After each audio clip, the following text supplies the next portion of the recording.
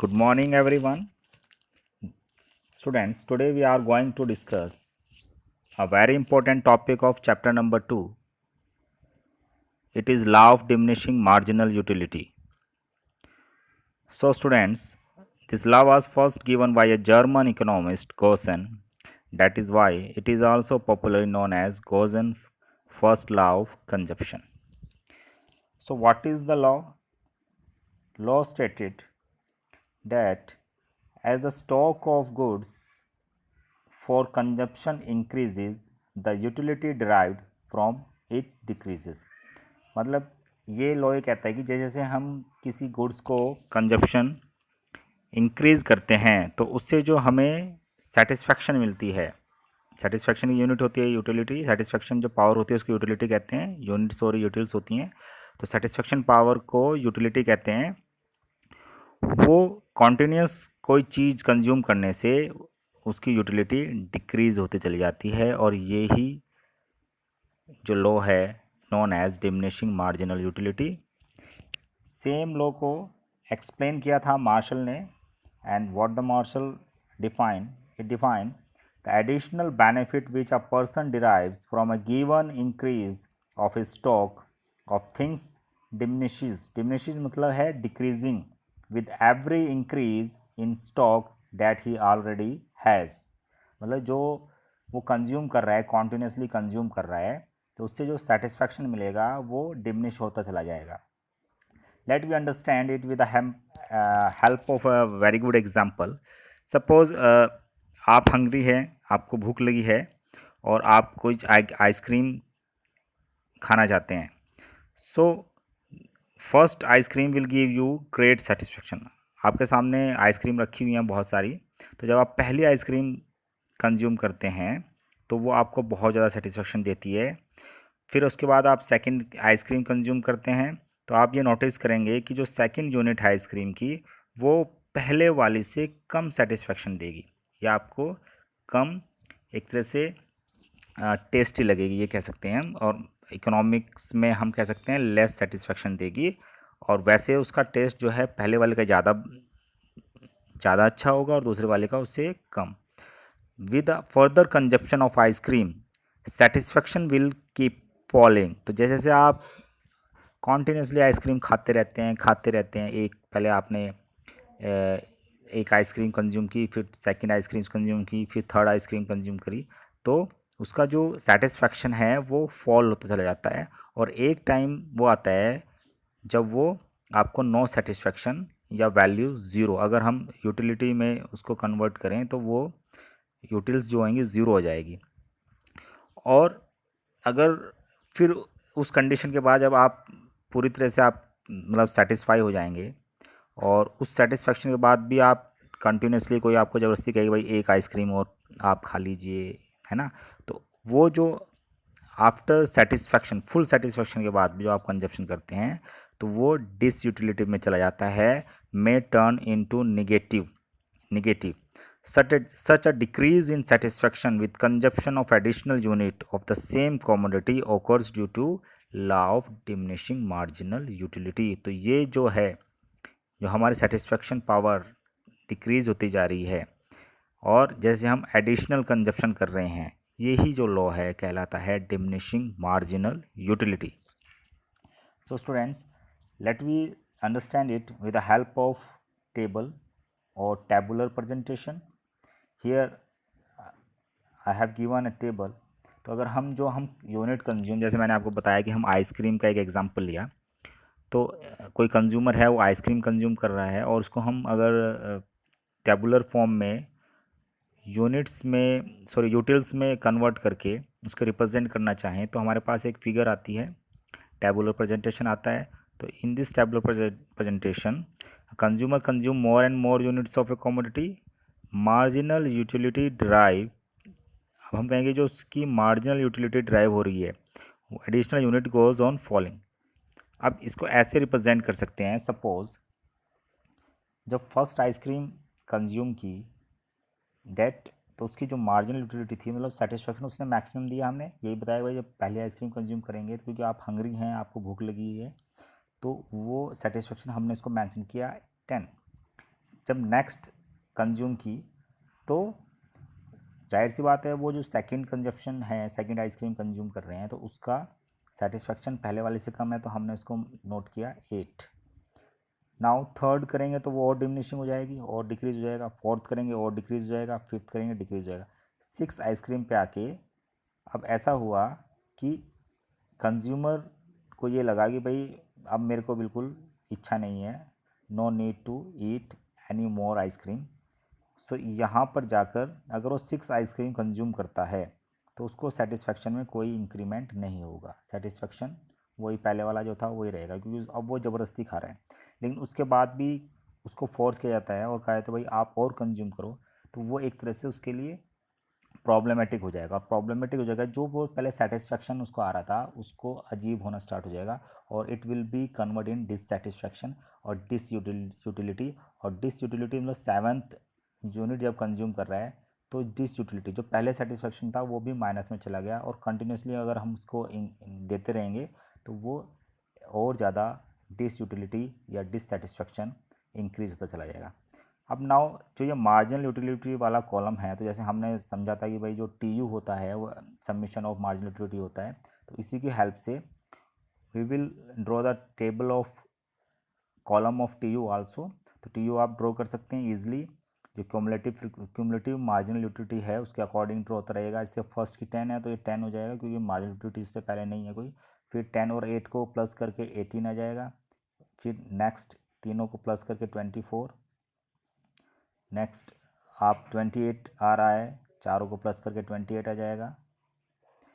सो इस तरह से हम टोटल यूटिलिटी भी जो है एक एडिशनल यूनिट, जैसे जैसे हम यूनिट कंज्यूम कर जाते हैं तो उसकी टोटल यूटिलिटी भी रिप्रेजेंट करते रहेंगे, और एक हमारे पास कॉलम हो जाएगा। अब हम क्या करते हैं, we will find the relation between the T U and M U with the help of this tabular presentation. ये टेबुलर प्रेजेंटेशन की हेल्प से हम ये स्टडी करेंगे कि जो हमने ये टेबल बनाई है, ये एक, पहली बात तो ये टेबल जो है वो एक एज्यूम टेबल है ना। और अब हम इसमें टी यू और एम यू की रिलेशन को स्टडी करते हैं। टी यू और एम यू की जो रिलेशन है, तो पहले जो फर्स्ट मैंने आपको टेबल में शो हो रहा है, तो फर्स्ट जो टेबल है यूनिट नंबर 1 से 5 तक एक कंडीशन शो कर रही है। वो कंडीशन ये शो कर रही है कि M U falls positively. M U fall हो रहा है लेकिन वो पॉजिटिव है। साथ में टी यू जो है वो इंक्रीज होता जा रहा है 1 to 5 यूनिट तक। तो ये हमारे पास पहला एनालिसिस आया। नेक्स्ट एनालिसिस क्या होता है, नेक्स्ट एनालिसिस आता है कि नंबर 6 यूनिट पे एम यू हमारा ज़ीरो हो जाता है, एम यू बिकम ज़ीरो। और T U is maximum and constant. T U यहाँ पर मैक्सिमम है लेकिन कॉन्स्टेंट है, मतलब जो लास्ट टी यू था उतना ही टी यू आ रहा है। 30 था तो नया टी यू भी 30 है। नाउ थर्ड वाली कंडीशन देखते हैं, एम यू बिकम निगेटिव।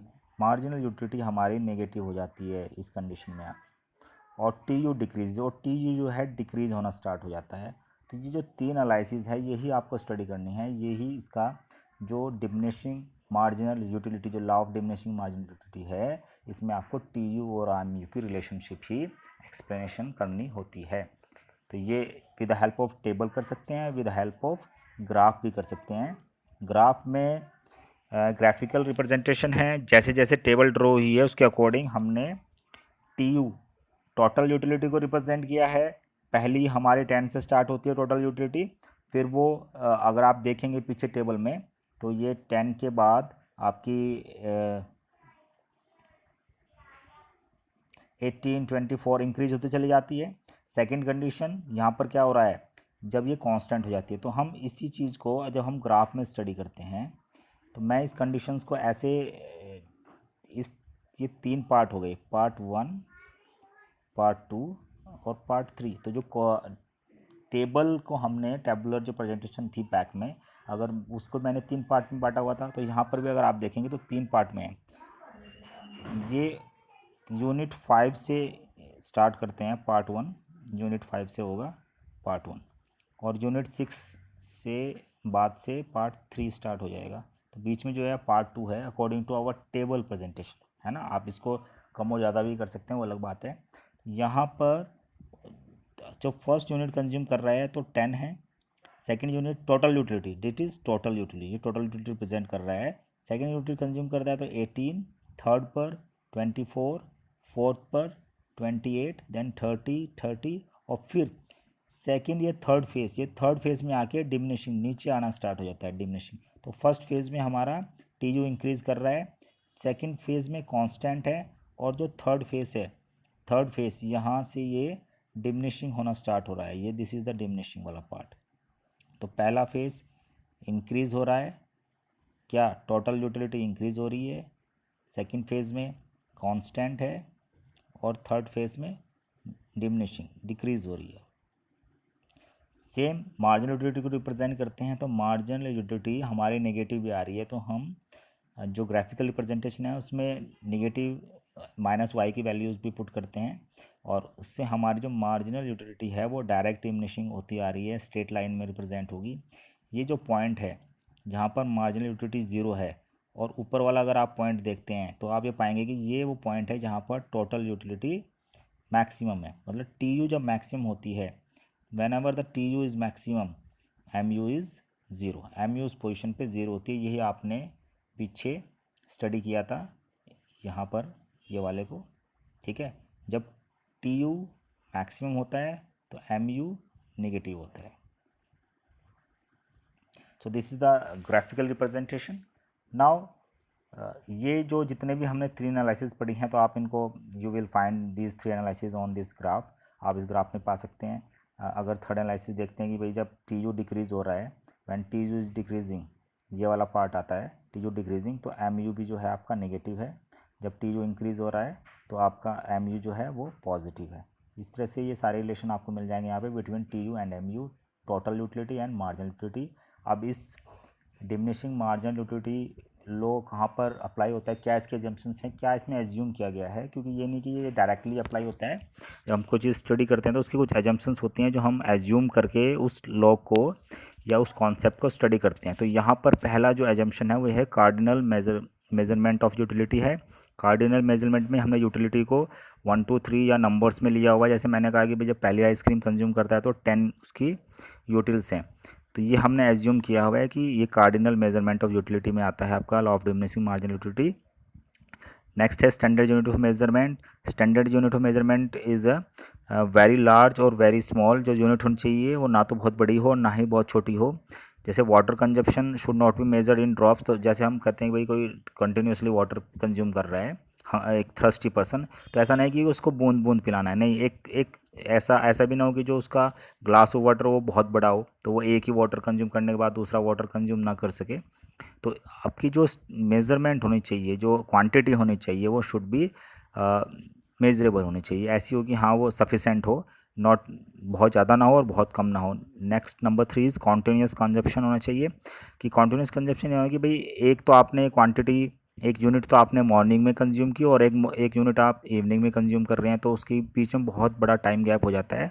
जैसे हम किसी कॉफ़ी को कॉन्टीन्यूसली कॉफ़ी कंजप्शन को स्टडी कर रहे हैं, तो अगर एक कॉफ़ी इस मॉर्निंग में आप ड्रिंक करेंगे और एक इवनिंग में, तो वो दोनों सेटिस्फेक्शन बराबर दें, क्योंकि उनमें गैप बहुत ज़्यादा है। लेकिन ऐसा नहीं करना है। जब आप law of diminishing marginal utility को स्टडी करते हैं तो वो आपका कॉन्टीन्यूस कंजप्शन होना चाहिए। इसमें एग्जांपल दिया है, first chocolate in the morning, second in the evening, ये सेम है। चलो इसको आगे चलते हैं। M U of rupee remains constant. जो मार्जिनल यूटिलिटी है वो रुपी की कांस्टेंट रहेगी। मतलब कि जो रुपी है, purchasing power rupee, in terms of amount satisfaction a consumer receives from the consumption of the good, it is assume that M U of a rupee remain same for all units of the commodity in question.